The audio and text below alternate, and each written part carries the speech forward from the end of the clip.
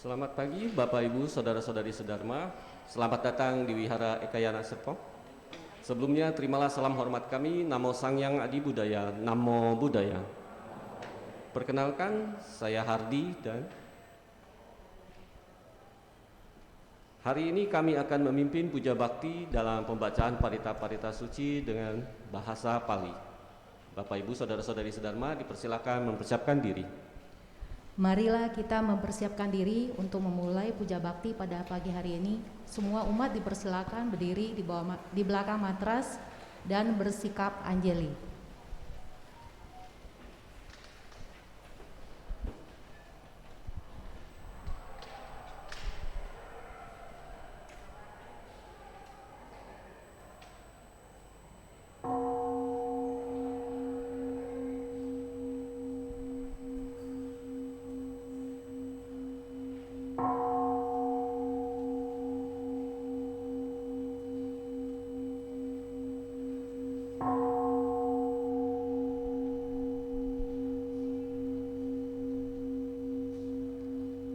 Gata Pendupaan.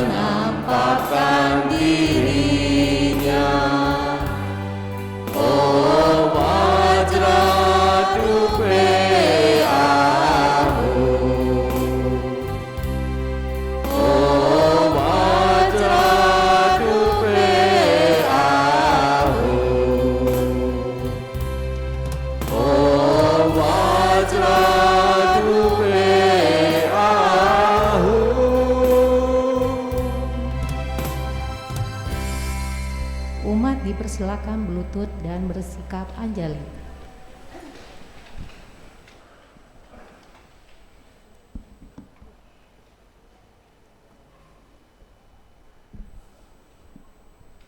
Nama Karagata. Syair penghormatan. Bagawa yang maha suci telah mencapai penerangan sempurna. Dharma telah dibabarkan dengan sempurna oleh Bagawa. Sangga siswa Bagawa berperilaku baik. Di hadapan Buddha, Dharma, dan Sangha, aku bersujud. Arahang Samma Sambuddho Bhagawa Buddhang Bhagawantang Abhiwademi.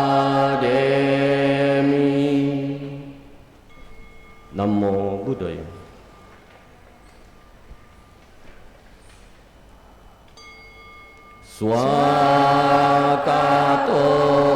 Bhagavata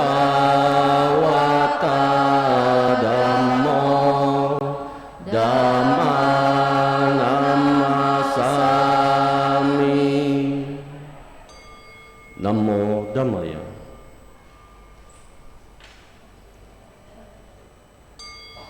Supatipano Bhagavato Sawaka Sangho Sangha Namami.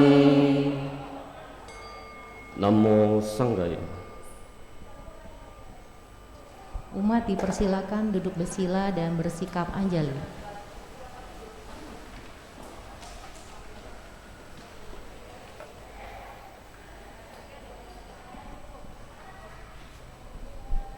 Wandana halaman 16. Syair penghormatan. Terpujilah Sang Hyang Adi Buddha yang Maha Esa, Bagawa yang Maha Suci, yang telah mencapai penerangan sempurna, dan semua bodhisattva Maha Sattva. Namo Sang Hyang Adi Buddhaya. Namo Sang Hyang Adi Buddhaya. Namo Sang Hyang Adi Buddhaya.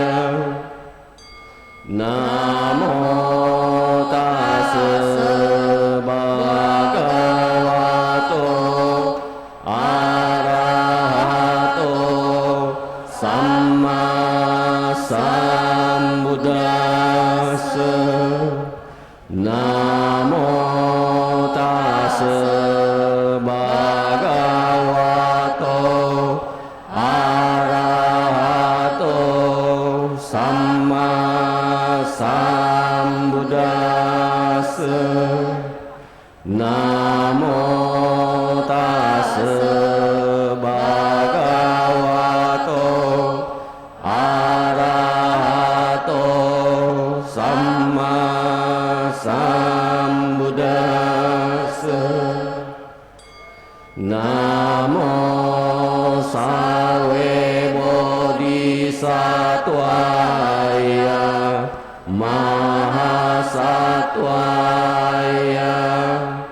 Namo sarve bodhisattvaya mahasattvaya.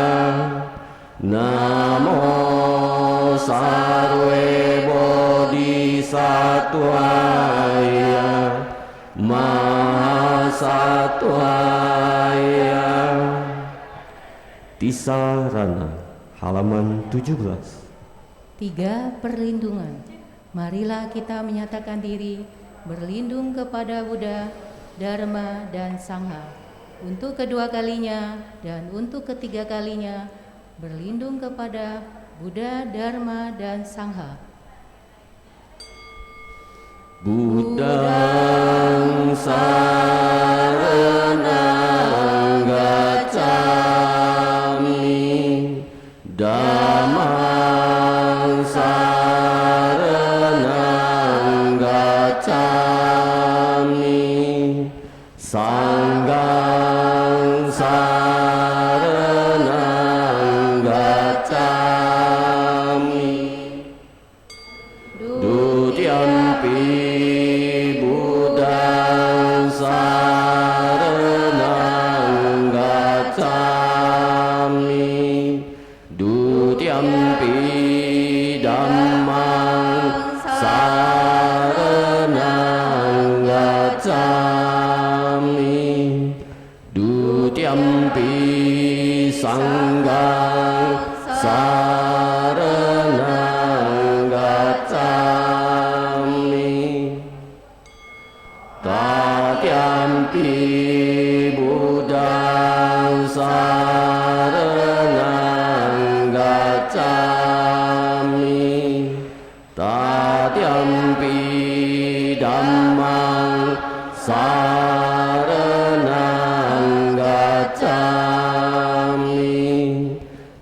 satyampi sanggang saranang gacchami. Pancasila halaman 18. 5 sila.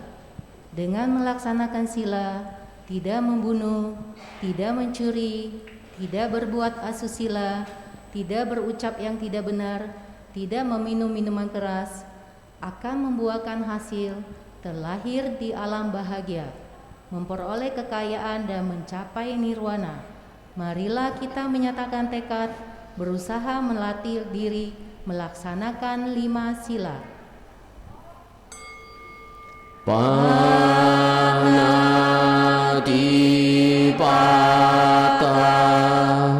Veramani Sikapadang Samadhyami.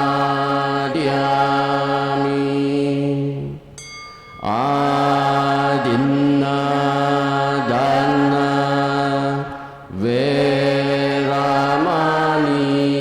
Sikapadang Samadhyami. Kamesu micacara Veramani Sikapadang Samadhyami. Musawada Veramani Sikapadang Samadhyami. Surameraya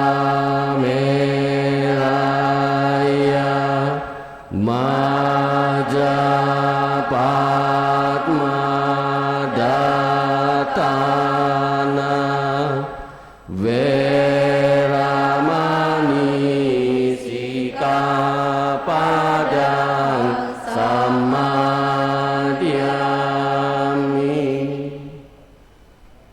Buddhanusati, Dhammanusati, Sanghanusati halaman 19. Perenungan terhadap Buddha, Dharma, Sangha. Marilah kita melakukan perenungan terhadap Buddha, Dharma, dan Sangha. Demikian sesungguhnya Bhagawa yang Maha Suci, yang telah mencapai penerangan sempurna, sempurna pengetahuan serta tingkah lakunya, sempurna menempuh jalan, pengenal segenap alam, pembimbing manusia yang tiada taranya, guru para dewa dan manusia, Buddha yang bangun, junjungan yang dimuliakan. Dharma telah dibabarkan sempurna oleh Bhagawa, berada sangat dekat, tidak dibatasi oleh waktu, mengundang untuk dibuktikan, menuntun ke arah pembebasan, dapat diselami oleh orang-orang bijaksana dalam batin masing-masing. Sangga siswa Bhagawa berperilaku baik, Sangga siswa Bhagawa berperilaku lurus, Sangga siswa Bhagawa berperilaku benar, Sangga siswa Bhagawa berperilaku patut. Mereka 4 pasang makhluk, terdiri dari 8 jenis makhluk suci. Itulah Sangga siswa Bhagawa, patut dimuliakan dan menerima persembahan, patut disambut dengan ramah, patut menerima pemberian, patut dihormati, lapangan untuk menanam jasa yang tiada taranya di alam semesta. Iti piso bhagawa arahang samma sambuddho wijacarana sampano sugato lokawidu anutaro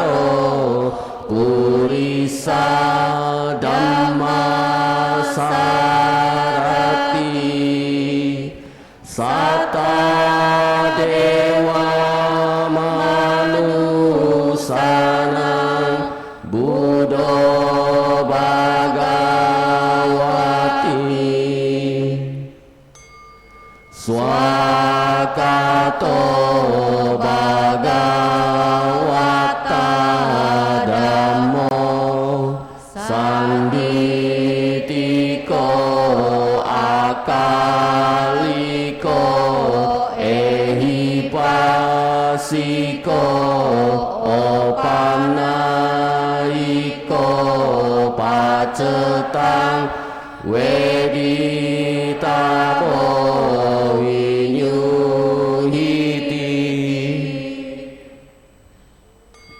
Supatipano Bhagavato Sawaka Sangho Ujupatipano Bhagavato Sawaka Sangho Nyayapatipano Bhagavato Sawaka Sangho Samicipatipano Bhagavato Sawaka Sangho Yadidang Cattari Purisa Yugani Atta Purisa Pugala Esa Bhagavato Sawaka Sangho Ahuneyo Bahuneyo Dakineyo Anjali Karaniyo Anutarang Punya Ketang Lokasati.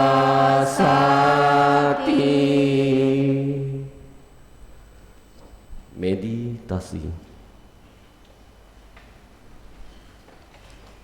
Sahabat sedharma, kini tibalah saatnya kita berlatih meditasi. Duduk dipandu, pilihlah postur duduk yang nyaman dan rileks. Jika Anda duduk di kursi, izinkan kaki Anda menyentuh ke lantai. Jika Anda duduk di matras, izinkan kedua lutut beristirahat menyentuh matras. Punggung tegak namun rileks, dengan tidak bersandar pada apapun. Dada tidak membusung atau membungkuk. Kedua telapak tangan bisa saling bertindihan. Kedua ibu jari bisa saling bersentuhan, membentuk sebuah lingkaran kecil dan letakkan di atas pangkuan kaki.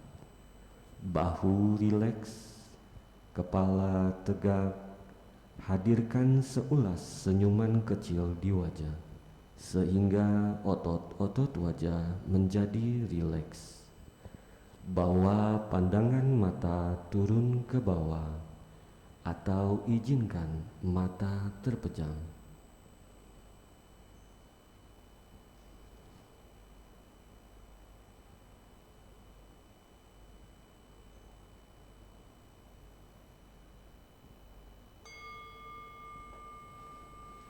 Bernafas masuk, saya merasakan dan mengenali sensasi nafas masuk. Bernafas keluar, saya merasakan dan mengenali sensasi nafas keluar. Nafas masuk, nafas keluar.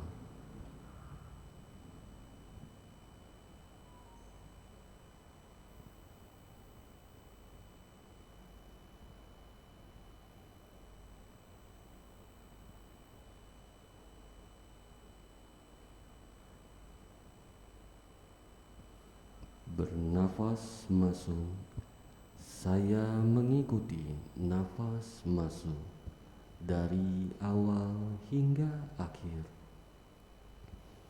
Bernafas keluar, saya mengikuti nafas keluar dari awal hingga akhir. Mengikuti nafas masuk, mengikuti nafas keluar.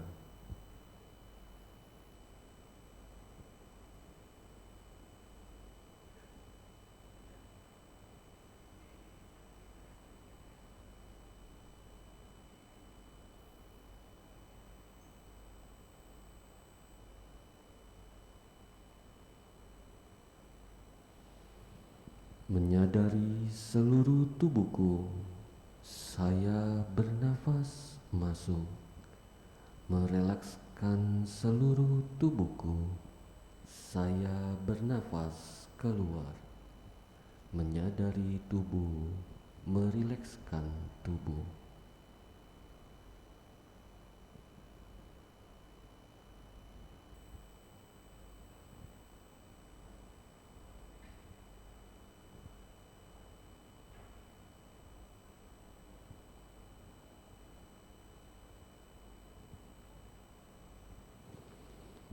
Tersenyum pada tubuhku, saya bernafas masuk, melepaskan semua ketegangan yang ada di tubuhku. Saya bernafas keluar, tersenyum pada tubuh, melepaskan ketegangan.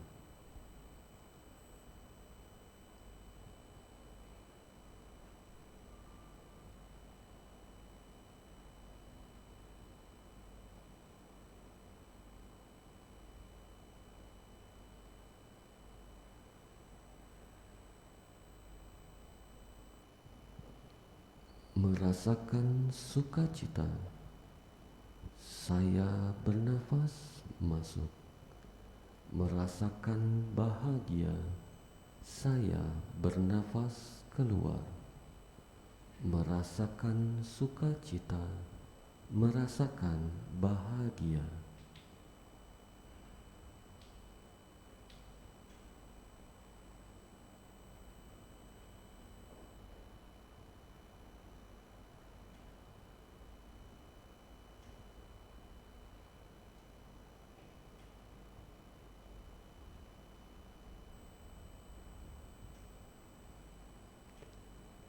Hadir pada saat ini, saya bernafas masuk, menikmati saat ini, saya bernafas keluar.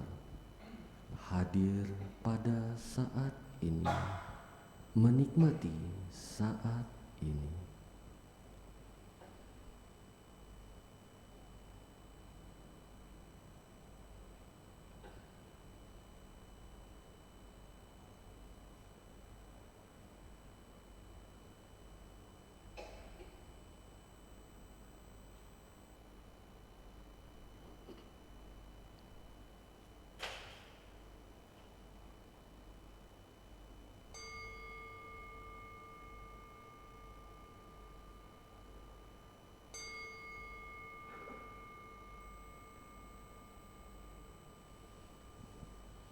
Tarik nafas yang dalam melalui hidung sebanyak 3 kali.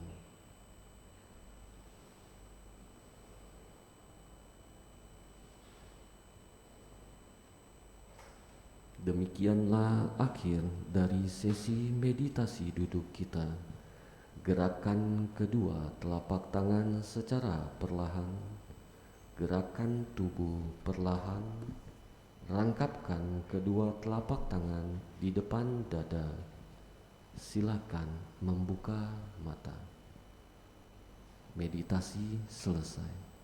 Membungkuk hormat.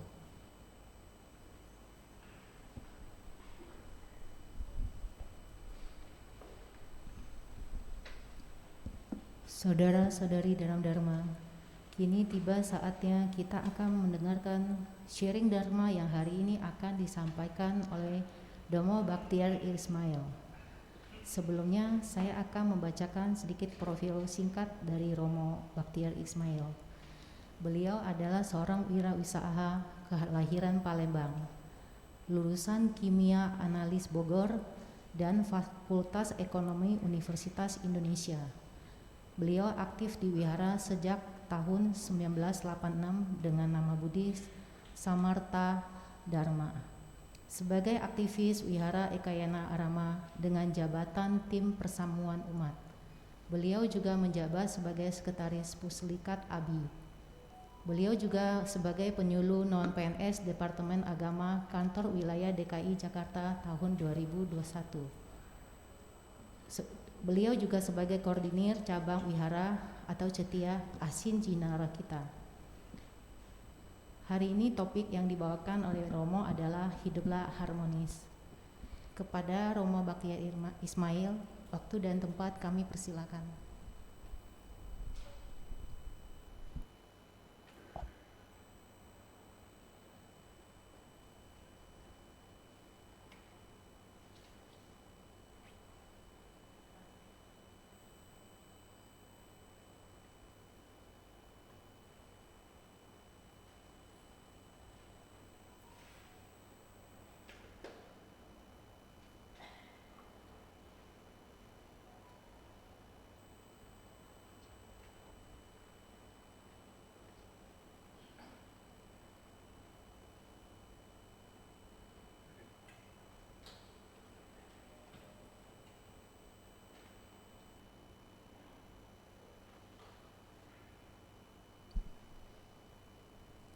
Cek, tes.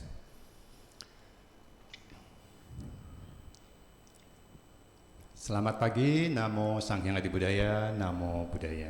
Namo Buddhaya. Ya, pagi ini saya berterima kasih kepada Saudari Mega dari Wihara Ekayana Serpong yang mengundang saya untuk berbagi Dharma, ya. Jadi saya di sini hanya menyampaikan apa yang bisa dari pengalaman aja lah, ya. Jadi kenapa topik pada pagi hari ini saya beri judul Hiduplah Harmonis. Memang kalau kita lihat di dunia luar banyak terjadi ketidakharmonisan, ya. Nah, jadi mudah-mudahan dari sharing Dharma pagi hari ini bisa membuat kita mengertilah kalau mereka itu tidak harmonis itu kenapa, pasti ada sebabnya juga, ya. Jadi yang kami sampaikan ini memang sebatas teori saja sih, ya. Dibutuhkan praktek atau latihan-latihan yang lebih mendalam lagi untuk agar tercapai suatu kehidupan yang benar-benar harmonis, ya. Jadi kalau kita lihat, saya semalam memang juga tidak bisa begitu tidur dengan nyenyak. Biasanya kalau mau sharing saya tidur juga cukup, ya, tapi tidak mengurangi dari kondisi keadaan begini. Pada saat saya mau tidur memang saya selalu berpikir kadang-kadang. Jadi karena saya juga pelaku bisnis, jadi kadang-kadang waktu tidur ada aja tuh terlintas pikiran yang mau dilakukan apa, besok apa, Senin apa lagi gitu kan. Padahal kita baru malming, ya kan, semalam kan malming kan. Jadi pagi ini harus sharing kan, nanti ada Minggu, Senin juga belum datang, tapi pikiran ini sudah kacau balau begitu kan. Nah, setelah saya berpikir-pikir juga, wah, badan kita nih ini juga luar biasa. Saya melihat urat-urat saya, ya, banyak pembuluh-pembuluh darah bisa berseliweran, aliran darah yang begitu dahsyat. Itu tidak berbenturan dia bisa mengalir dengan lancar, dengan baik, ya, sehingga tidak terjadi konflik. Wah, saya bilang ini tubuh kita ini luar biasa harmonisnya begitu kan. Wah, saya kepikiran juga, iya ya, saya besok mau membawakan topik harmonis. Badan kita ini sudah harmonis belum ya? Ternyata badan kita ini sangat luar biasa, ya. Jadi kalau misalnya ada sedikit kesalahan aja itu akan repot begitu ya. Nah, kita buka slide yang pertama mungkin ya. Jadi harmonis ini atau harmoni ya, kalau bahasa Palinya awiroda atau sahita ya. Nah, itu ada bahasa Palinya juga. Kalau kita melihat harmonis itu biasanya kita itu sekarang diasosiasikan dengan musik ya, harmonis, ikatan musik, dengerin antara drum, gitar, perkusinya bagaimana gitu kan, vokal segala macam sehingga menghasilkan satu irama yang luar biasa ya. Nah, jadi harmoni itu bisa juga pernyataan rasa, aksi, gagasan dan minat, keselarasan dan keserasian. Ya, di sini ada kata kunci yaitu keselarasan dan keserasian ya.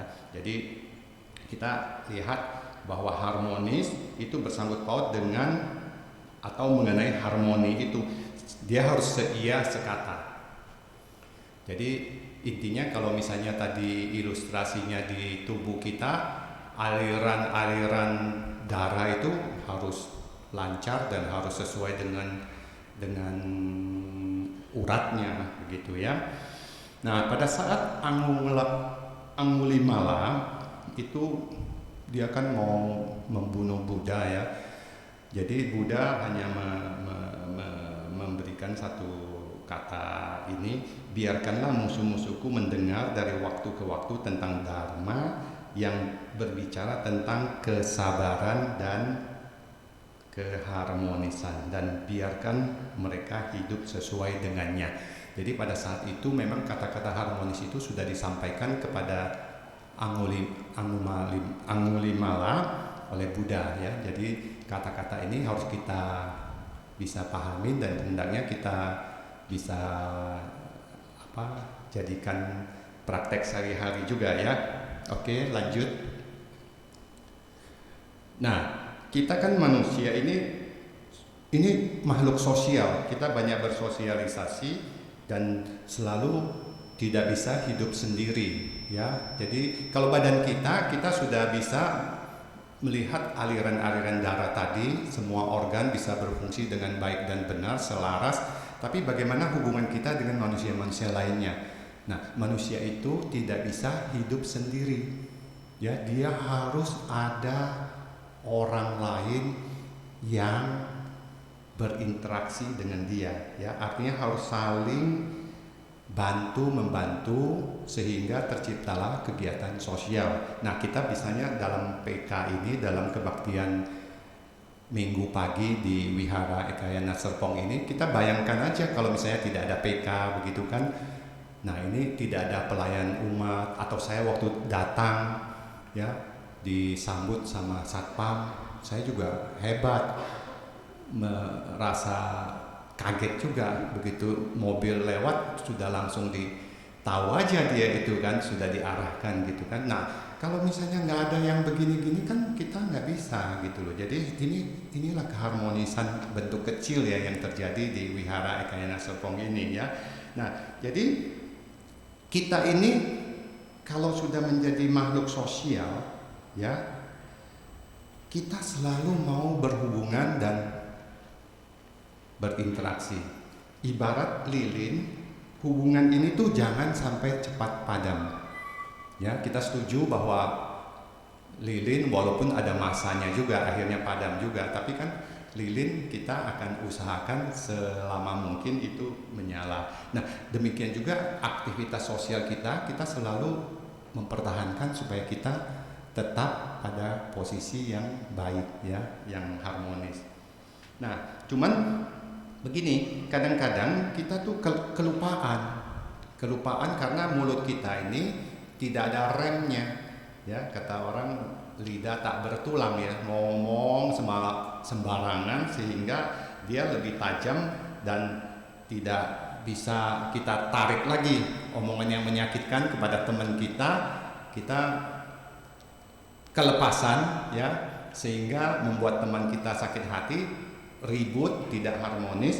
Nah itu kan nggak bisa kita tarik lagi gitu kan, dibutuhkan waktu yang lama untuk memperbaiki keadaan itu ya. Keharmonisan juga hendaknya dijaga supaya tidak mudah berakhir. Pasti kita nanti kan setiap kebaktian, saya tidak tahu membacakan Brahma Wihara kan, kita ingin mempertahankan kebahagiaan kita, sama kita juga ingin mempertahankan keharmonisan kita ya. Nah kalau kita lihat konflik di luar kok bisa terjadi ya, antara ya sekarang yang paling top itu ya Ukraina, Rusia, Israel, Palestina, Korut, Korsel ya. Nah bagaimana dengan komunitas kita di wihara ini? Pasti adalah ya, ada juga konfliknya. Mungkin kadang-kadang konflik itu terkuak di muka, kadang-kadang juga tidak kelihatan gitu kan. Nah baiknya sih konflik yang ada itu tidak terlihat ya, supaya tidak mengganggu yang lainnya juga. Biarkanlah, misalnya saya kan juga pengalaman di kehidupan organisasi kan, kadang-kadang dalam berorganisasi ini kami juga harus punya kode etik ya kan. Kalau ribut-ribut jangan dibawa keluar, kita ribut-ribut di antara organisasi itu aja. Jadi sehingga terjadi keharmonisan, berkesinambungan antara pengurus dengan umat gitu kan. Nah demikian juga umat di sini. Kadang-kadang di sini juga bisa terjadi ketidakharmonisan. Contoh kalau dulu saya kuliah, wah pilihan tempat yang paling bagus itu sebenarnya di depan. Tapi kalau kita di wihara terbalik, tempat yang paling bagus itu justru di belakang. Aneh ya, kalau kita kuliah, kita sekolah, dulu zaman saya, nggak tahu kalau zaman sekarang, tempat favorit itu di depan. Bahkan di dalam beberapa perguruan tinggi, yang depan ini dikuasai beberapa orang yang tidak boleh didudukin sama orang lain gitu loh. Nah kalau di wihara terbalik, saya melihat ada beberapa tempat yang strategis itu di belakang, ya kan? Nah di belakang ini kan umat rutin datang. Wah dia kalau melihat ini dia langsung menempatin yang belakang, tapi begitu tempat belakang penuh, waduh dia mulai ini kan tempat saya gitu. Nah bisa ribut gitu kan.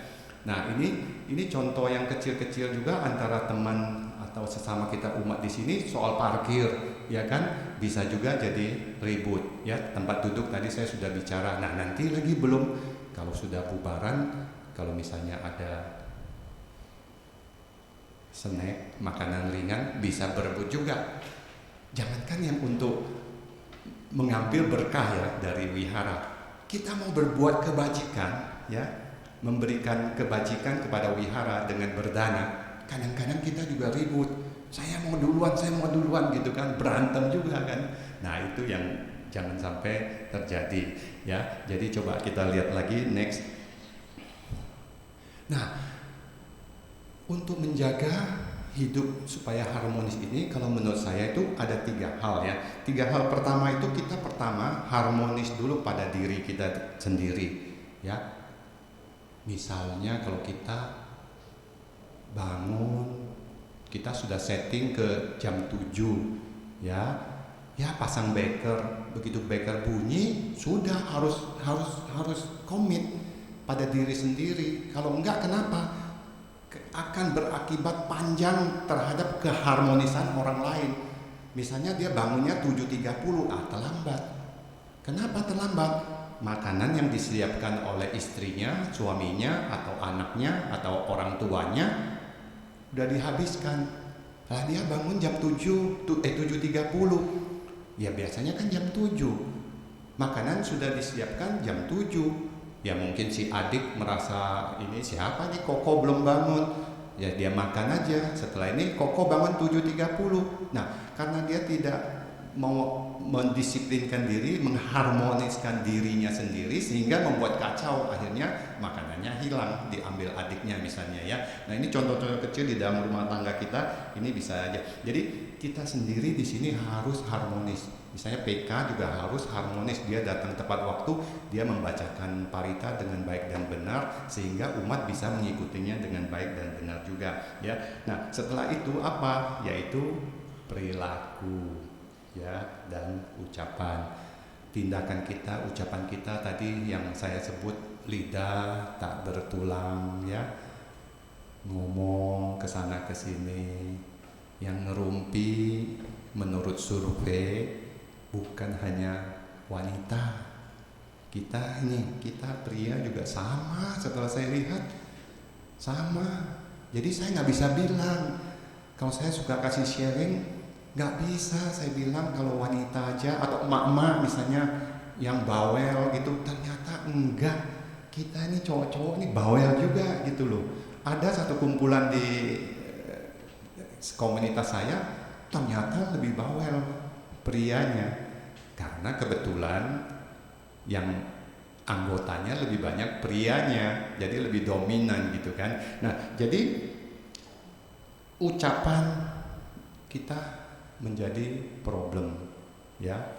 Misalnya juga kalau kita lihat salah ucap, ya itu akibat fatal, ya. Belum lagi perilaku tadi, kalau misalnya kita tidak sopan atau apa, ya, tidak ramah gitu, kita umat datang, ada umat yang baru mungkin, ya, terutama umat baru datang tidak terlayani gitu kan, karena kita nggak tahu, mungkin petugas juga tidak tahu, jadi salah menangani umat baru ini. Begitu dia melihat, waduh kok saya dicuekin, sebenarnya kan bukan dicuekin kan, yang pelayan umat ini, pengatur umat ini kan mungkin juga melihat, oh aduh ini siapa ya, mau tegur nggak enak, mau tidak tegur juga salah gitu kan, jadi serba salah gitu kan. Nah, untuk itu kita harus tetap meningkatkan perilaku dan ucapan ini. Nah, yang ketiga ini harmonis dengan orang lain, ya. Nah, untuk harmonis sama orang lain, karena tadi sudah dibicarakan bahwa kita ini kan makhluk sosial, jadi kita nggak boleh egois. Nah, kita bawa contoh ke rumah tangga kita sendiri. Misalnya kalau kita dari kecil kita dididik sama orang tua kita untuk supaya harmonis dengan kakak, adik, ya, dengan binatang peliharaan, dengan makanan, ya. Nah, itu lama-lama terbentuk sehingga karakternya menjadi bagus. Nah, ini dia nanti bisa harmonis dengan orang lain. Nah, pada saat kita menguji seseorang ini, misalnya masa kecil, ini biasanya kita pergi camping, ya. Camping kita melihat apakah dia ini tipe anak-anak mami, ya, yang sangat demanding, ya, apa-apa pengen dilayanin. Nah, pada saat camping itu kita melihat dia belajar harmoni, semua harus dia urus dengan diri dia sendiri. Karena apa? Dia berinteraksi dengan orang lain. Pada saat dia berinteraksi sama orang lain, kuncinya mau tidak mau dia harus harmoni. Kalau dia tidak harmonis dengan orang lain, udah pasti dia akan merana gitu kan. Jadi kalau kita mau melihat satu komunitas yang baik dan benar, ya, saya dulu pernah dikasih tahu dan pernah saya praktekkan, itu kita mesti bikin camping kecil-kecilan. Kita melihat camping kecil-kecilan waktu saat SMA, saya melihat, oh ini ada orang yang nggak mau ngangkat air, ya kan, maunya menang sendiri. Nah, itu lama-lama dikucilkan, ya kan. Tapi karakter dari mereka yang waktu SMA-nya, ya, misalnya dia tidak mau mengangkat air, tidak sedikit egois, setelah kita ketemu lagi di reuni yang berikutnya 20 tahun, 30 tahun kemudian, berubah loh. Malah yang tadinya kelihatannya karakternya kan sangat sombong atau apa, ya, bisa menjadi lebih baik. Nah, ini yang prakteknya yang harus kita kembangkan, ya kan. Praktek-praktek yang bagus ini kalau di masa muda kita ini tidak harmonis, ya kita harus menuju ke yang lebih baik dan lebih harmonis, ya. Jadi manusia itu belum sempurna, ya. Ya, makanya ini kan teori, ya kan. Siapa sih yang nggak mau duduk di depan? Mau, tapi disuruh PK nggak mau, takut, gitu kan. Disuruh bicara di sini takut juga, ya kan? Nah itu, jadi kita harus menyadari bahwa kita memang nggak sempurna, ya. Jadi segala sifat yang negatif dari kita itu masih ada, mau itu serakah, benci, angkuh. Nah semua ini kan karena kebodohan batin kita, gitu kan. Teorinya, gitu kan. Bahasa kerennya kalau kita ngomong ke dunia luar, kalau kita bicara di dunia Buddhis, batinnya aja bodoh, gitu, ya kan. Ya tapi kalau kita ngomong ke komunitas yang lain, kita juga nggak boleh bilang batinnya kamu yang bodoh, gitu, batinnya. Waduh, nanti bisa ribut lagi, nggak harmonis lagi kan. Jadi kalau kita menggunakan parameter kita waktu kita berinteraksi dengan orang lain yang notabene bukan beragama Buddha, yang tidak satu sepaham dengan kita menggunakan dasar-dasar pemikiran dari Buddhis, nah itu juga bikin konflik, bikin tidak harmonis. Jangankan dengan orang lain yang bukan beragama Buddha, sesama beragama Buddha aja bisa terjadi ketidakharmonisan. Ya, saya melihat bahwa tadi mendengarkan alunan paritanya ini ya luar biasa, gitu kan. Tapi ini alunan parita yang saya dengar dari sejak saya menjadi belajar agama Buddha sejak tahun 1986 sampai sekarang. Ya deviasi alunannya tuh sedikit berubah-ubah dikit ya, tapi secara umum mirip, gitu loh. Tapi saya pernah ke wihara lain yang sama sekali beda. Nah kita tidak tahu di sini kan, kalau ada yang baru datang, oh alunannya kok paritanya aneh ya, kok digelombangin ya, dilagukan, mungkin nggak nyaman. Nah gitu loh. Tapi ya itu kan jangan dijadikan masalah ya. Nah ini nanti kita coba bisa mengupasnya kenapa bisa terjadi gitu ya. Oke, next. Nah ini kalau contoh-contoh yang saya kemukakan di sini itu, pertama kita harus hidup harmonis dengan orang tua. Itu mutlak. Artinya apa? Orang tua itu pemegang kendali otoritas tertinggi. Kalau dia bilang, Bahtiar, kamu ngepel, nggak boleh bantah. Mestinya ya, mestinya nggak boleh bantah. Bahtiar, bawa bekal.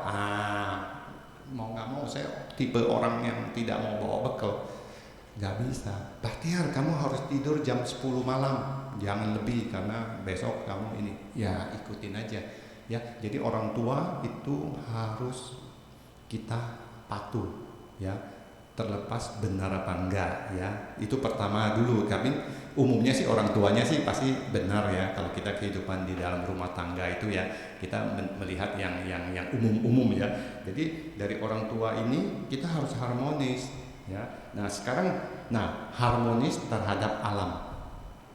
Kita tidak menyangka bahwa nanti ada satu video ini ditayangkan bahwa kita melihat tokoh ini sangat luar biasa. Dia begitu menghargai dengan alam yang kita tidak terpikirkan. Nah coba kita lihat videonya. Tolong dibuka videonya yang harmoni mengenai sungai ikan. Ya, kita lihat bersama-sama ya. Saya tidak berpikir profit.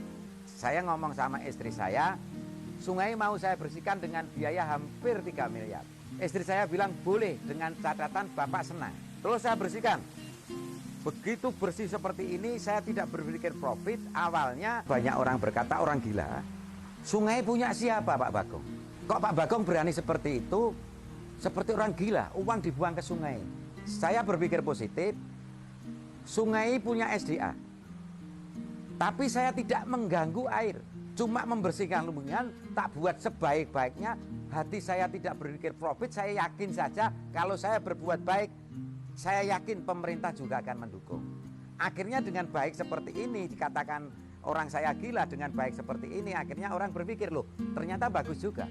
Ternyata baik juga. Dengan baik seperti ini, banyak orang yang kerja di sini, ini bisa mengasih makan orang setiap harinya. Nah orang ini bisa makan dari sini, ini kebanggaan saya di situ. Maka saya dikatakan gila itu adalah senang bagi saya, karena orang hebat itu mesti beda dengan yang lain. Dan orang hebat itu harus punya keberanian. Maka kehebatan manusia inilah yang dicari sekarang. Sekarang banyak orang pintar tapi tidak hebat, karena tidak tahu dengan alam. Anda lihat, ikan ini saya kasih makan, berebut seperti ini, akhirnya yang mendapatkan makanan itu bukan yang berebut, tapi yang di tepi dengan tenangnya dia mendapatkan pakan lebih banyak. Maka sebagai manusia, filosofi ikan ini kamu pegang. Jangan terlalu ngoyo berebut mencari makan, tapi dengan ketenangan Anda akan mendapatkan makan yang lebih banyak.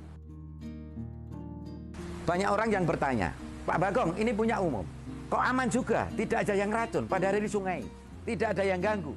Saya punya filosofi, sapa weruh ing panuju bebasan sugih pager wesi.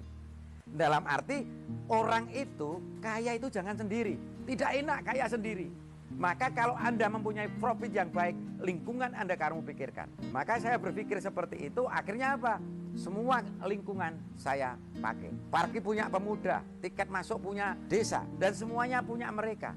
Saya mengelola rumah makan yang sekarang tenaganya sudah mencapai 20 orang.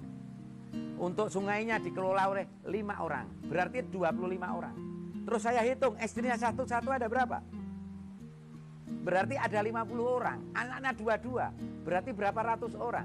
Ini kebanggaan saya, bahwa saya hidup bermanfaat. Karena hidup yang bermanfaat bagi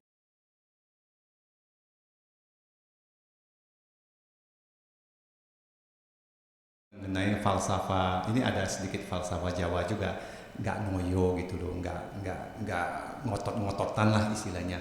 Nah ini untuk menciptakan keharmonisan tadi gitu loh ya. Nah di situ juga ada Pak Bagong ini memberikan ilustrasi waktu dia memberikan makan ikan, semua pada berebut, tapi yang mendapat makanan itu justru yang tidak berebut gitu kan. Nah ini falsafah kayak gini ya kita hendaknya bisa kita teladani lah ya. Nah dulu saya mau cerita sedikit tentang waktu saya masa kecil saya di lingkungan keluarga waktu itu di Palembang.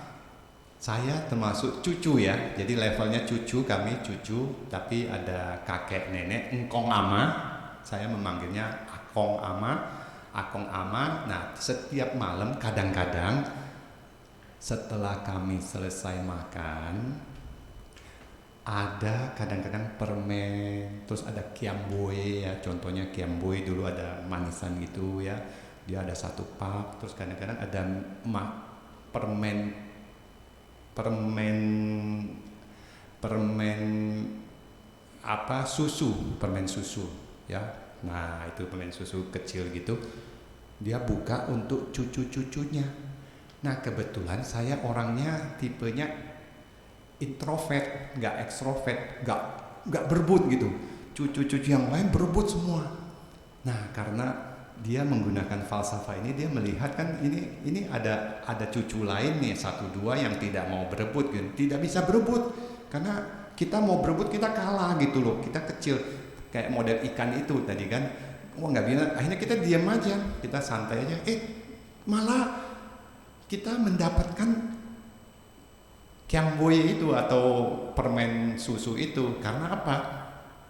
Ama sudah bilang gak boleh, ini saya mau ambil 2 dulu ya untuk cucu yang tidak berebut gitu loh. Nah itu loh, jadi dari falsafah itu saya merasa kok ini cocok sekali ya waktu saya refleksikan tentang kehidupan masa kecil saya gitu ya. Nah oke, kita lanjut. Nah ini harmonis dengan pasangan ya. Pasangan di sini kan bisa kalau yang sudah berkeluarga ya tentu suami atau istri ya harus harmonis lah. Tapi mau gimana juga pasti ada sedikit kadang-kadang ribut-ribut ya, tapi ribut kecil ya nanti pelajarin aja teori berikutnya ya. Nah misalnya saya waktu itu kan ada cerita suami misalnya sukanya yang asin, istri sukanya yang manis, atau terbalik ya. Kalau di tempat saya begini, saya suka sedikit manis, tapi istri suka asin. Setiap kali kalau mau makan, yang saya minta kecap manis, yang istri minta kecap asin. Nah ini kan tidak sinkron ya kan, satu manis satu asin ya kan. Kalau pernah ingat lagu Hokkien ya, nah, ini ada ama akong ribut sampai membanting merusak itu panci sehingga pecah gitu kan, karena satu mau masak asin satu mau masak manis ya kan. Nah itu jadi saya merasa ya Ya ini bisa aja terjadi ya kan. Tapi ya kita manage, kita kelola ya, sehingga pasangannya itu kita adem-adem, jangan sampai ribut begitu kan, dan harus harmonis ya. Berikutnya, harmonis juga harus diwihara. Kayak tadi saya sudah sebut beberapa ya, di sekolah kalau misalnya yang masih di sekolah ya, terus di kantor juga gosip-gosip, bikin sesuatu yang sangat negatif terhadap teman kita. Dia nggak datang misalnya, ya nggak datang karena memang sakit, lapor ke bosnya, enggak bos, dia kemarin nggak sakit, pura-pura sakit. Nah itu kan nggak bisa kan, membuat ricuh kan. Pabrik juga gitu kan, suka misalnya dia yang mengerjakannya salah ya, waktu menjahitnya salah, memasang kancingnya di garment, pabrik garment salah, dia bilang oh bukan saya itu, atau karena mesinnya aja yang jelek, ini sudah usang jadi salah masang. Ya janganlah ya, kita harus akui juga ya, dengan hidup dengan tetangga juga ya, tetangga juga jangan sampai ribut. Misalnya apa, hal-hal kecil, misalnya kalau kita hidup bertetangga itu masalah parkir ya kan, masalah parkir, kadang-kadang masalah suara gitu kan, kita setel musik kenceng-kenceng kedengeran nggak enak, kita setel musik Amitovo gitu kan, tapeciu kenceng-kenceng ya pasti bikin orang gerah juga ya, kita nggak usah ya. Nah parkir kita yang jangan sampai mengganggu gitu kan, tetangga gitu ya. Nah harmonis dengan penyakit ini juga penting sekali. Banyak di antara kita yang akhirnya, saya termasuk salah satu yang sekarang walaupun kelihatannya sehat, setelah saya scanning memang ada yang sakit juga. Saya punya tulang-tulang yang kadang-kadang ini pegel, sakit, kaki saya jempol itu juga ada sakit. Kadang-kadang luar biasa sakitnya. Kadang-kadang kita berpikiran, aduh kok saya bisa sakit gitu ya, kenapa gitu ya. Nah mulai pikiran aneh-aneh gitu kan. Nah tapi setelah kita banyak belajar, kita coba merenung, tenang, akhirnya ya udah, kita sakit kita tahan aja sedikit-sedikit kan. Terus kita lihat lagi saran dari teman misalnya, oh kamu ini kayaknya Bahtiar, kamu asam urat, coba makan ini. Nah coba kita tanya dokter, oh ya benar kalau asam urat makan allopurinol gitu misalnya kan. Nah kita coba makan, nah kita makan, kayaknya ada efek juga, ringan. Nah akhirnya kita bisa berdamai ya kan. Nah waktu kita sakit itu kan kita harus cari usaha, artinya kita harus cari usaha. Kalau nggak ada usaha saya nggak tahu itu. Dan beruntung kita ketemu teman gitu kan. Nah kenapa kita bisa ketemu teman? Karena kita harmonis sama dia di lapangan badminton misalnya, dia cerita-cerita ini. Coba kalau kita di lapangan kita juga nggak harmonis ya, lapangan badminton, olahraga apa, nah, nggak mungkin dia mau kasih tahu kan. Nah ini soal harmonis dengan penyakit. Nah harmonis dengan teman sudah disinggung, dan juga harmonis sesama aktivis. Ya kalau kalian di sini ada sesama aktivis, mesti ingat logo Wihara Ekayana Arama maupun Wihara Ekayana Serpong itu sama. Kita satu kesatuan, itu ada warna logo hitam, yaitu untuk supaya kita solid ya, tegar, bersatu, harmonis ya. Oke, terus berikutnya. Nah, ini yang membuat kalau kita melihat video-video yang tadi, salah satunya itu ada menyentuh poin-poin ini ya. Ini 4 hal yang harus kita camkan untuk menunjang persahabatan dan kebersamaan kita. Yaitu 1, kita harus dana atau kita harus punya kerelaan. Bisa dibayangkan kan kalau misalnya dalam satu kegiatan kita camping tadi nggak rela mengangkat air untuk atau memompa air untuk teman-teman kita, gimana gitu loh. Jadi dana ini bukan hanya dana materi, saya lebih mementingkan di sini itu dana tenaga. Kenapa? Karena kita interaksi dengan orang lain, ya kan? Orang lain itu bisa teman kita, umat kita gitu loh. Jadi kita harus rela, harus mengeluarkan dana, bukan dana duit ya, tapi boleh juga kan, boleh ya kan, kalau dia mau pinjam, kalau kita ada kita kasih boleh ya. Jadi hal-hal kayak kecil gini itu harus ya. Nah misalnya contoh, kalau kita sudah kenal di sini ya, oh kamu mau ke Wihara Ekayana Serpong, iya, Oh, kamu saya lihat tiap hari lewatnya di sini ya.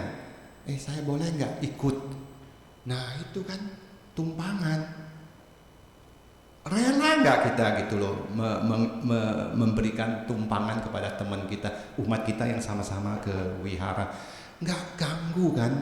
Nggak mengurangin bensin kita kan? Sama dengan dia ikut apa nggak beda jauh, sama. Nah, kalau kita punya sifat yang kecil-kecil gini, kita rela mengangkut teman kita yang mau ikut dalam mobil kita, oke. Atau misalnya kita pulang, kamu kan rumahnya di situ kan, kita sudah bincang-bincang, oh saya rumahnya di Villa Melati, Mas misalnya, dekat Alam Sutra, sudah dah ikut sama saya, walaupun misalnya agak jauh dikit, kamu nanti naik jalan kaki atau apa, nggak apa-apa, tapi ditawarkan ya kerelaan kita, ya dana kita, dana tenaga kita harus lakukan ya. Yang kedua, piyawaca. Nah, itu ucapan yang baik dan halus. Memang susah ya. Saya termasuk, mungkin saya bisa bicara baik, tapi kalau bicara halus saya agak susah. Ya, kenapa? Karena pola kehidupan saya itu ditempa dengan keras ya. Saya bekerja, saya berhadapan dengan manajer dulu ya. Jadi lintas waktu nggak bisa, keras kami gitu loh. Nah, mungkin itu agak sedikit beda ya. Tapi bicara baik bisa.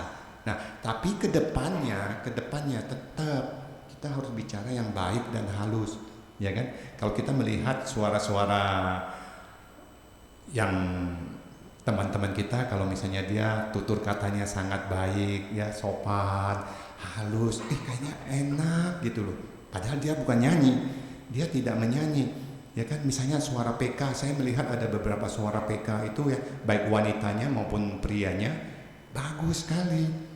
Wih, ini getarannya bagus. Kita lihat, kalau kalian perhatikan semua penceramah atau semua yang bicara di depan, ya, kalau dia praktisi meditasi yang baik, ya, dia suaranya halus, pasti halus sekali. Dengar suaranya aja semua sudah diam, ya kan? Gak berani kutak-katik. Karena apa? Getaran suaranya itu sangat menyejukkan, ya. Jadi piawacanya tuh bagus sekali, tutur katanya gitu ya. Nah, sekarang yang berikutnya apa? Atacarya. Atacarya itu yaitu melakukan hal yang bermanfaat untuk orang lain, seperti Pak Bagong tadi. Saya melakukan sesuatu yang bermanfaat untuk orang lain, untuk alam, ya kan? Nah, kalau kita semua bersikap begitu, pasti ya contohnya wihara kita bisa maju, ya kan? Diperhatikan, bersikap. Pokoknya pikiran saya pokoknya kalau saya mau melakukan sesuatu ya, saya berpikir yang bermanfaat untuk orang lain. Saya mau anterin makanan misalnya, snack, pilih dulu snacknya yang bagus, dilihat gampang basi nggak, nah kan? Terus dilihat lagi packingnya bagus nggak. Nah, orang Jepang itu sangat memperhatikan hal-hal yang kecil-kecil ini. Karena apa? Dia mau memberikan manfaat yang paling maksimal kepada umat, kepada pelanggannya. Dia memberikan packing yang bagus, capnya bagus ya, pakaiannya juga bagus. Kalau kita lihat ya rapi ya, datang ke wihara semuanya pakaian rapi, tidak perlu mahal, ya kan? Tidak perlu mahal, tapi dia ingin memberikan manfaat atau kenyamanan untuk orang lain supaya harmonis ya. Jadi yang keempat, samanatata, jangan sombong, ya kan? Jangan mentang-mentang saya sudah pengurus di Wihara Ekayana Serpong ini, saya sudah tidak mau tahu. Jangan mentang-mentang saya memberikan dana, nama saya tercantum di bawah, prestasinya ada nama saya tidak mau melihat lagi siapa, semua harus hormat sama saya. Itu sombong banget gitu loh, ya kan? Apa artinya itu? Batu nama itu nggak ada gunanya gitu kan? Kita boleh ngomong juga, ya kan? Nggak ada gunanya itu juga bisa hancur. Nah gitu kan, bahasa counternya gitu kan. Tapi kita juga jangan bikin lagi kesombongan baru juga gitu kan. Walaupun kita nggak nyumbang, kita ngocehin atau ngomelin yang nyumbang, ya sama juga, kita juga sombong jadinya kan. Jadi harus kita hati-hati sekali untuk bicara sombong ini, karena kadang-kadang itu begini, saya kadang-kadang dalam hal misalnya sharing seperti begini ya, saya kadang-kadang agak hati-hati karena ada beberapa umat yang bilang, Bahtiar, kalau penceramah memberikan sharingnya tentang pengalamannya, itu sama dengan dia meningkatkan ego, kesombongannya. Waduh, saya pikir, benar juga nih teman saya yang bicara ini. Jadi saya juga hati-hati. Waduh, saya tadinya waktu pertemuan di komunitas itu pengen menceritakan sharing saya tentang apa gitu kan. Waduh, iya juga ya kalau kita sharingnya nanti ini menyombongkan gitu. Tapi kadang-kadang kita berpikir lagi, nah kalau kita nggak membabarkan apa hasil pengalaman kita ke orang lain, nah gimana kita mau orang lain dapat pengalamannya gitu kan? Nah jadi take and give aja ya. Soal yang gini saya serahkan ke masing-masing aja ya. Ini ada di Anguttara Nikaya ya. 11 bab 32 ya. Ini 2 slide lagi, kita sudah mau selesai, nanti kita bisa masuk ke tanya jawab kalau ada. Oke, berikutnya ya. Nah, lantas apalagi nih yang harus kita praktekkan ya, karena Buddha menjelaskan ada 6 aspek dharma yang bisa dipraktekkan ya. Ini dikaitkan dengan supaya kita bisa harmonis juga ya. Apa itu? Yaitu kita harus ada kelompok 1, metta kaya kama, yaitu kelompok metta, yaitu perbuatan cinta kasih kita ya, welas asti kita. Kalau kita melihat, nggak usah jauh-jauh lah, kalau misalnya binatang, kucing, dulu waktu kecil saya juga ada salah juga sih, suka tendang kucing itu. Tapi setelah belajar kan kita jadi tahu, oh kita jangan tendang gitu. Dulu kalau ada semut, ada satu ini di toilet ada binatang kecil-kecil gitu, aduh saya suka nepok gitu ya, nepok karena geli ya kita ya, geli waktu kecil. Tapi belakangan setelah besar saya tangannya sakit gitu. Saya mulai mengkait-kaitkan ya, ini bisa benar bisa tidak ya, apa saya waktu kecil itu saya suka matiin yang itu gitu loh, mungkin juga jadi pegel-pegel di sini kan, jadi sakit tulang-tulangnya gitu ya. Jadi perbuatan metta ya, welas asti ini harus kita tingkatkan juga ya terhadap sesama manusia. Terus apalagi? Nah, metta wicikama, ucapan metta yang sama ya. Terus ada juga metta mano kama, pikiran metta yang sama. Nah, ini 3 kelompok ini menyangkut welas asti yang dimanifestasikan terhadap pikiran, perbuatan, ucapan ya, satu paket ya. Nah, yang keempat ini yang luar biasa nih, yang bisa membuat kenapa tidak harmonis setelah saya lihat, yaitu apa? Sadarana bogita, menikmati keuntungan bersama. Kelihatannya sepele, ternyata ini salah satu kunci. Banyak kita di sini, termasuk saya kebetulan pengusaha, tapi saya akan berusaha juga untuk supaya ini menikmati keuntungan bersama. Bersama siapa?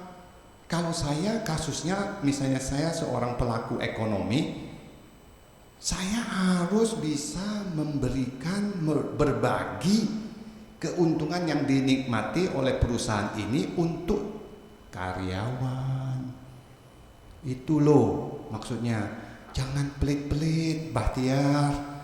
Kamu lihat loh, perusahaan kamu sudah untung naik 20%. Gaji karyawan kamu kok nggak naik-naik? Uang lembur kamu kasih nggak? Bonus kamu kasih nggak? Ya dah, bonus cuman segitu nggak imbang, Bahtiar. Kamu sudah ada profit. Nah itu loh, kita di perusahaan profit 20%, ngomongnya aduh rugi. Ke karyawan ngomongnya rugi, banyak kos biaya-biaya. Nah itu gimana mau harmonis? Saya melihat ya, ini praktek yang berat untuk saya ya. Kalau misalnya ada di antara kita pelaku ekonomi ya, jualan online atau apa, luar biasa kalau dia bisa membagikan keuntungannya untuk bersama, ya kan? Nah, kalau kita contoh yang kecil aja, di dalam lingkungan kecil kita, ya, di keluarga kita kan ada pembantu. Ada nggak kita kasih pembantu THR? THR mungkin masih ada. Ada nggak kasih bonus tahunan? Nggak kepikir kan? Nggak mau, nggak kepikir. Nah, cobalah berpikir, karena saya setelah besar ini dan sudah menjadi akong, ya, saya sudah menjadi kakek, saya sudah tidak pakai pembantu, ya, tapi istri pakai pembantu yang paruh waktu, ya, terus anak ada juga nggak pakai pembantu.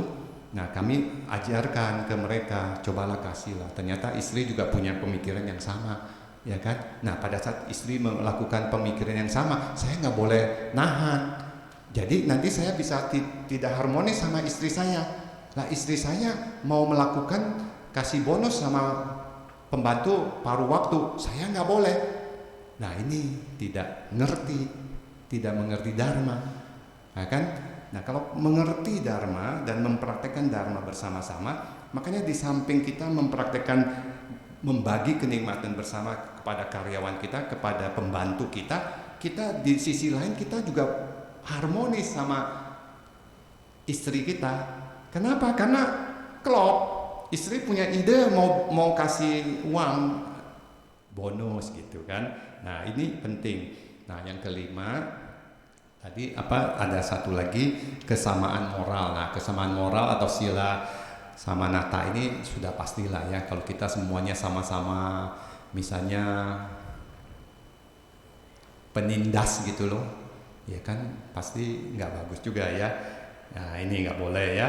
Nah, terus yang satu lagi, nah nomor 6, diti samanata, kesamaan hasrat atau kegiuran. Nah, ini penting juga. Kadang-kadang kita berorganisasi, kalau misalnya kita tidak punya kesamaan kegiuran, ya, goal, target, itu bisa kacau, ya kan? Satu mau wihara ini mau dijadikan wihara milenial. Oke, sama, giurannya sama, hasratnya sama, tapi satu maunya dengan lagu-lagu yang urakan gitu. Ya nggak klop, ya kan, nggak sesuai, ya kan. Kita ini spiritual, ya kan. Boleh hura-hura sedikit lah, tanda kutip ya, nyanyi-nyanyi, nanti kan ada nyanyi, tapi nyanyi juga harus yang meditatif intinya ya. Jadi ini penting sekali. Nah, kenapa di dunia ini tidak bisa harmonis? Saya pikir karena itu. Yang nomor 4 itu yang paling penting, yang itu. Mereka tidak mau membagi keuntungan untuk bersama. Kalau kita melihat perang Ukraina, Rusia, sama ya, semua memperebutkan itu juga. Coba kalau bisa ini kan, membagi keuntungan bersama, pasti damai gitu kan. Tapi siapa yang bisa mendamaikan, kita juga tidak tahu ya. Kita bicara di lingkungan kita aja, yang penting kita bikin damai ya. Jadi itulah tugas kita. Karena apa? Umat Buddha kita sudah tidak banyak, bisa jadi makin hari menyusut, tapi kualitas saya melihat meningkat ya, dengan banyak-banyak anak muda ya. Jadi kita harus bikin sesama umat kita ini harus harmonis ya. Oke, saya terakhir ya, ini sebagai hampir kesimpulannya, hidup harmonis harus seperti susu dan air bercampur ya.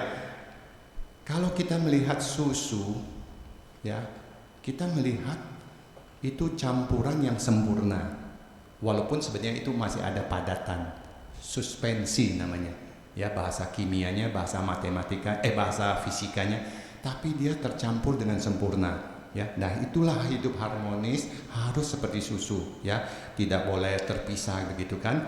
Nah, kemajuan masyarakat itu adalah kemampuan untuk bertemu bersama secara harmonis. Jadi harmonis menjadi kata yang kunci penting sekali. Aparihania dhamma itu ya. Nah, akar penyebab ketidakharmonisan adalah kemelekatan. Kembali lagi ke akar kita, loba, dosa, moha itu ya. Nah, Buddha berkata kepada Anuruddha, cinta, kemurah hatian memiliki nilai yang umum, saling menghargai, sensitif pada apa yang dibutuhkan orang lain dan tidak menuntut, memaafkan, kebaikan, rasa hormat, simpati, dan toleransi adalah kunci dari harmoni itu sendiri ya.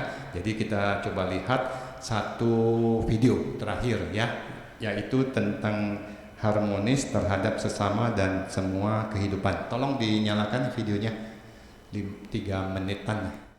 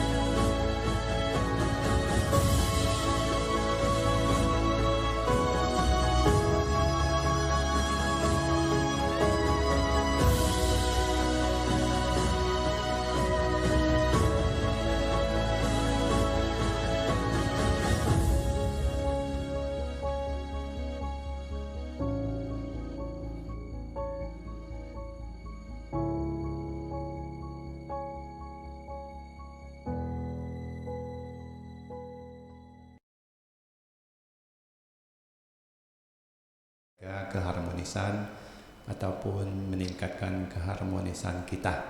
Ya, kalau ada pertanyaan mungkin atau komentar, kami persilakan. Ada yang mau berkomentar mungkin? Pada para umat, jika ada pertanyaan bisa dipersilakan. Mungkin untuk 1 atau 2 ya Romo, untuk memperhemat waktu. Saya takut malah nggak ada. Yang mau komentar memperkuat gitu, boleh. Oh ada tuh, Pak Agus. Ya. Ya.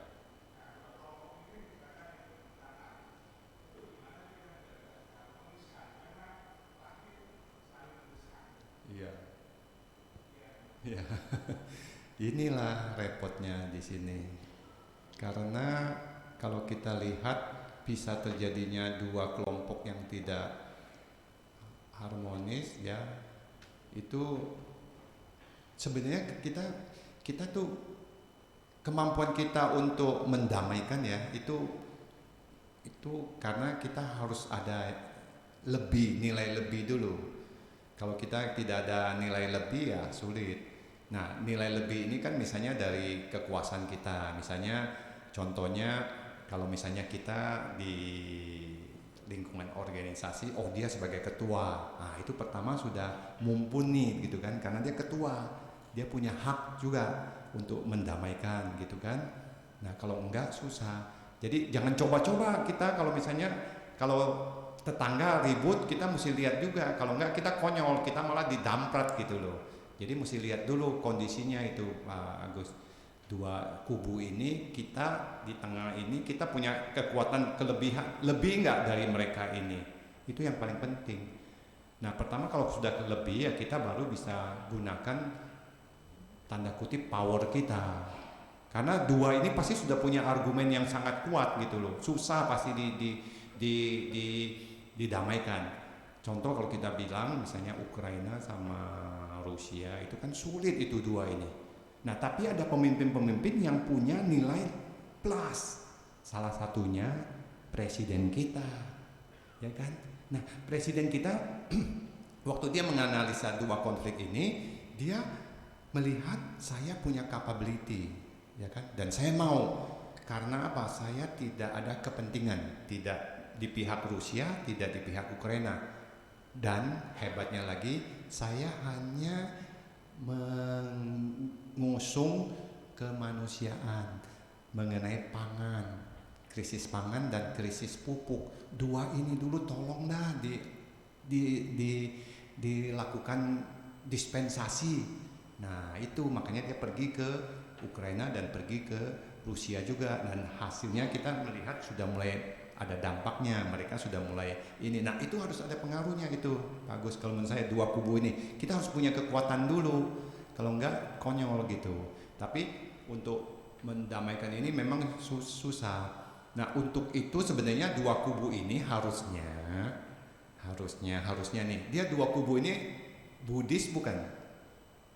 Nah, bukan Buddhis, itu lebih susah.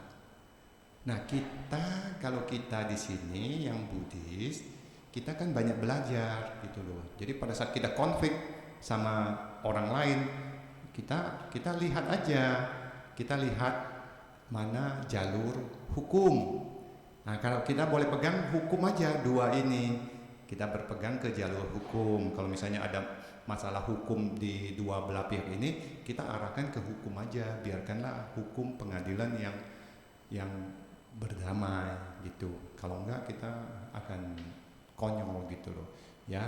Nah, kita harus bedakan ya, yang kita diskusikan ini spiritual ya, tapi kalau interaksi kita di dunia yang nyata, dunia sosial, hukum-hukum yang lain tetap berlaku ya, maksudnya terutama hukum-hukum negara ya kan. Kalau memang kita yang ditekan, kita yang tidak salah tapi dia salah, yang nggak bisa kita minta damai, nggak bisa gunakan teori ini. Ini teori, ini praktek spiritual. Tapi terserah juga. Misalnya dua kubu ini ada masalah sengketa tanah. Loh, ini hak milik saya kok, tapi diserobot sama dia. Tapi saya Buddhis, saya mendengarkan hidup harmoni ini, salah satunya harus berbagi. Nah kalau dia memang tanda kutip lagi legowo, ya kan, dia rela. Nah, kembali lagi, dia kalau rela melepaskan haknya, ya udah damai, itu boleh juga, nggak apa-apa tuh, bagus ya. Jadi dua kubu ini terserah. Tapi kalau dia nggak rela, saya mah nggak pusing sama teori yang Romo katakan harmonis. Ini hak saya kok, saya punya bukti ini, saya mau milik saya, rebut saja. Ya boleh, itu penting, itu secara hidup bermasyarakat, hidup bernegara gitu loh, ada hukum-hukum yang berlaku dan benar. Jadi kalau menurut saya itulah beberapa tips saya. Kita pertama yang penting kita punya kekuatan dulu lah. Kedua harus ada arahkan ke hukum aja kalau memang hukum gitu. Makanya kita di sini umat Buddha kita harus patuh hukum, taat hukum dan tahu hukum juga gitu loh. Ya kan? Kita harus bedain lah ya antara hidup bermasyarakat dengan spiritual. Jangan dicampur juga. Tapi kalau mau kalau mau legowo, mau apa, ya saya diserobot sudahlah, saya nyerah aja lah, saya kasihkan, ya udah beres. Emang itu paling gampang, ya kan? Cuman ada nggak yang mau ngalah sampai begitu kan? Nggak tahu. Ya, terima kasih sekali Pak Agus. Saya kira waktu juga sudah menunjukkan ini. Ya, cukup ya. Sekian, terima kasih. Semoga bermanfaat. Namo Sang Hyang Adi Budaya, Namo Buddhaya. Namo Buddhaya.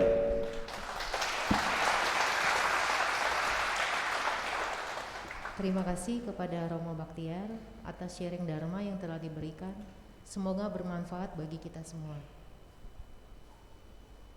Saudara-saudari dalam Dharma, kini tiba saatnya kita melengkapi kebajikan kita hari ini dengan berdana paramita. Dana dapat disalurkan melalui scan kode QR atau ke kantong dana yang disediakan, seraya menyanyikan lagu Dana Paramita.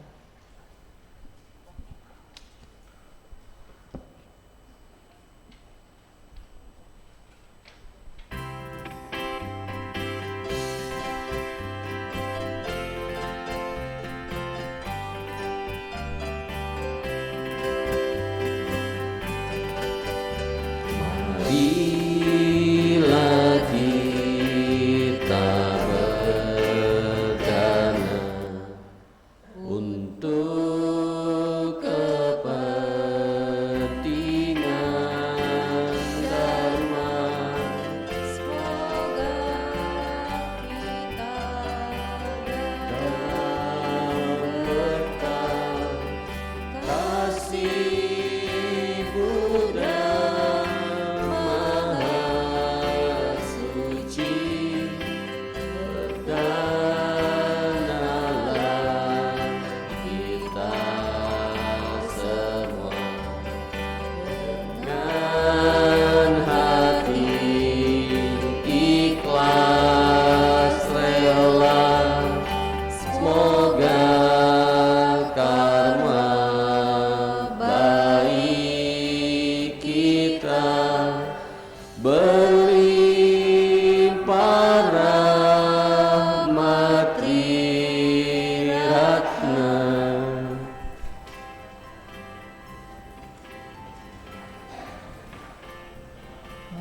marilah kita berdana mengembangkan paramita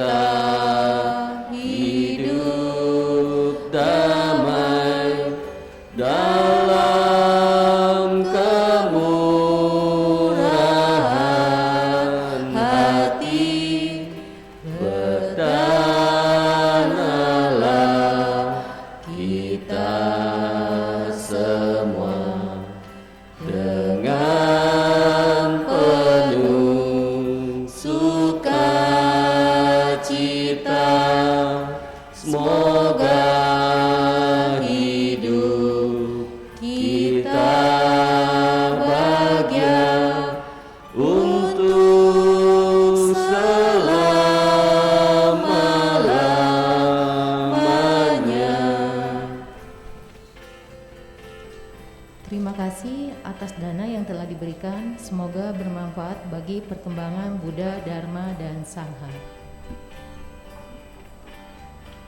Selanjutnya kita sama-sama menyanyikan lagu Lentera Dunia.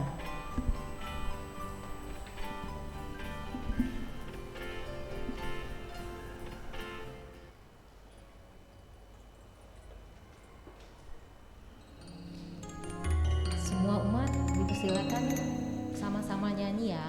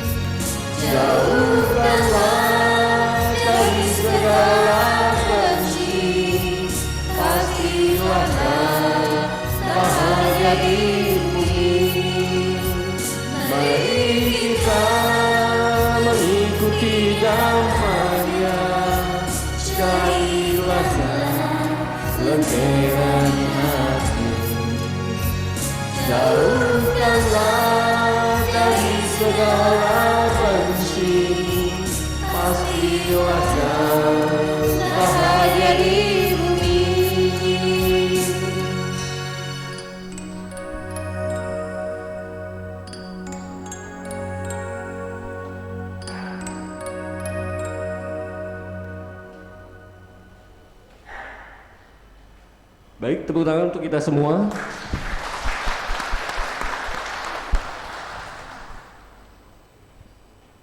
Pengumuman. 1. Latihan meditasi Chan bersama Bante Nyana Gupta pada hari Selasa pukul 19.00 sampai 21.00 di Aula Meditasi Ruang Bodhgaya, lantai 5 Wihara Ekayana Serpong. Untuk informasi lebih lanjut hubungi Kom Chan West di 0822 4618 8467. Kedua, kami mengajak sahabat Chan terkasih untuk kembali berlatih secara tatap muka untuk One Day Chan, sehari meditasi Chan bersama Biksu Nyana Yasa pada tanggal 6 Agustus 2022, hari Sabtu pukul 9.00 sampai 16.00 di Wihara Ekayana Serpong, lantai 5 Ruang Bodhgaya. Mohon registrasi pada link yang tertera di poster atau di sosial media Ekayana Serpong. Untuk informasi hubungi Kom Chan West di 0822 4618 8467. Wihara Ekayana Serpong mengadakan senam AW S3 setiap hari Sabtu pada pukul 7.00 pagi di halaman lobi. Senam ini terbuka untuk umum. Keempat, kebaktian Uposatha Malam Cabgo pada hari Kamis 11 Agustus 2022 pukul 19 sampai 20 dengan pendarasan Sutra Fu Mengpin di Bakti Sala Utama Wihara Ekayana Serpong. Dibuka kesempatan untuk umat yang ingin berdana pelita di sisi kiri dan kanan Bakti Sala, dan dana pelita juga bisa diperpanjang di front desk dengan Ibu Mega. Dikarenakan kasus COVID yang sedang dalam peningkatan akhir-akhir ini, maka mohon untuk semua umat tidak makan di area Wihara Ekayana Serpong. Terima kasih. Eta Wata. Saudara-saudari dan Dharma, hari ini kita akan melimpahkan jasa kebajikan yang telah kita perbuat pada hari ini kepada Ibu Leni Lawanto agar cepat sembuh, dan kepada mendiang Tan Sin Hao dan mendiang Chun Mei. Setelah pembacaan Cirang Rahantu Wihara Ekayana Serpong.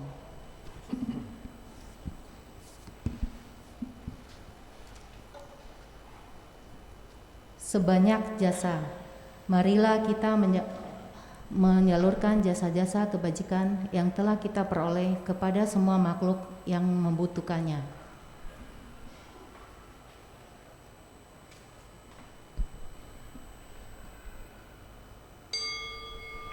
Eta Wata Ceam Hehi Sambatang Punya Sampadang Sabe Dewa Anumodantu Sabah Sampati Siddhya.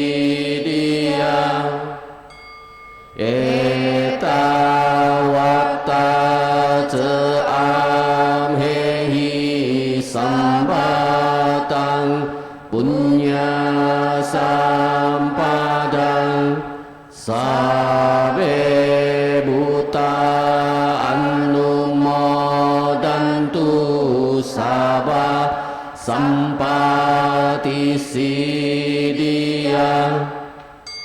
Eta Wata Ceam Hehi Sambatang Punya Sampadang Sabe Satta Anumodantu Sabah Sampati Siddhya. Akasata Cebu Mata Dewa Naga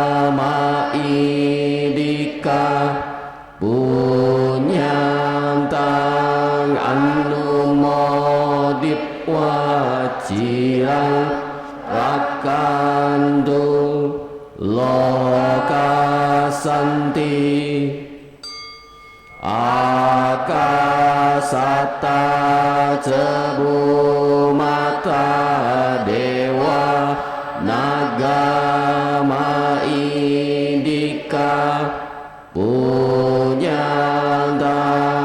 Anumodit Wajirang Rakantu Indonesia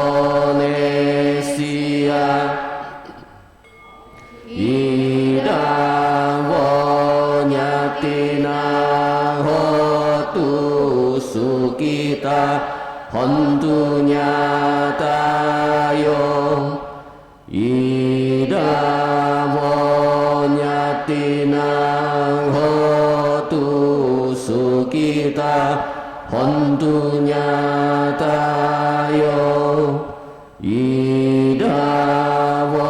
Idawonyatina hotu sukita hontunya tayo Dewa satu kalena sasa sampati hotu ce pito bawa tuloko ceraja bawa tu damiko akasata cebu mata dewa nagama indika punyantang anumodit wacirang rakantu wihara ekayana serpong akasata cebu mata dewa nagama indika punyantang anumodit wacirang rakantu ibu leni lawanto akasata cebu mata dewa nagama indika punyantang anumodit wacirang rakantu mendiang tan sinhau mendiang cunmei akasata cebu mata dewa nagama indika punyantang anumodit wacirang rakantu sasanang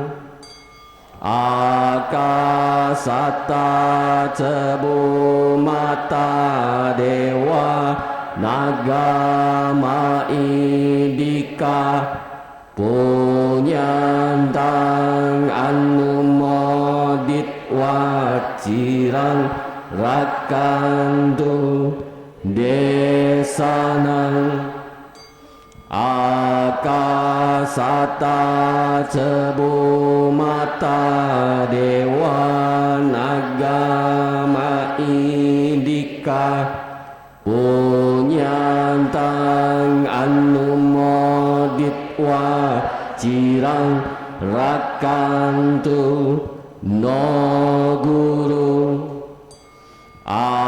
akasata cebu mata dewa nagama indika punyantang anumodit wacirang rakantu mang paranti sadu sadu sadu.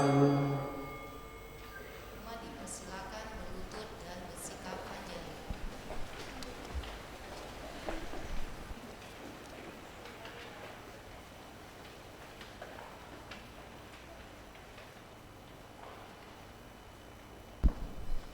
Nama Karagata. Syair penghormatan. Bagawa yang Maha Suci telah mencapai penerangan sempurna.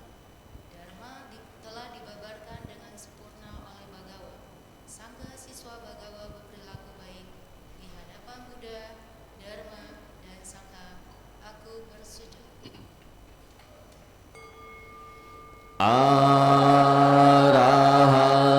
Samma Sambuddho Bhagawa Buddhang Bhagawantang Abhiwademi. Namo Buddhaya.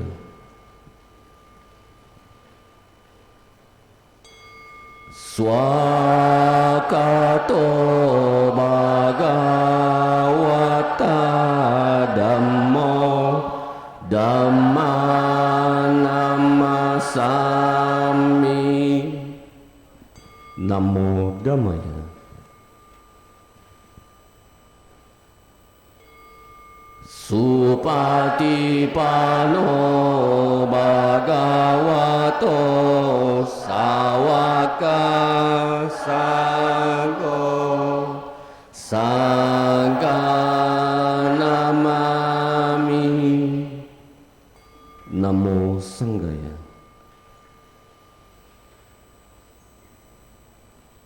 Sabe sata bawantu sugitata. Semoga semua makhluk hidup berbahagia. Sadu, sadu, sadu. Puja bakti selesai. Namo Sang Hyang Adi Budaya. Namo Buddhaya.